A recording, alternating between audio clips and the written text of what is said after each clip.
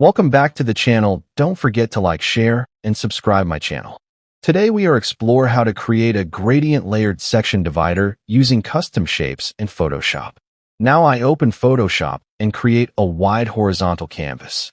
First I draw a long rounded rectangle as the divider base. Then I apply a smooth gradient from dark gray to transparent for elegance. After that I duplicate the divider and offset it slightly to create depth. Now I add thin accent lines using lighter gradients for detail. Next I apply soft shadows to separate layers visually. Then I refine edges and spacing to keep the divider subtle. After this I balance opacity so it blends naturally with content. Finally I zoom out and polish the divider until it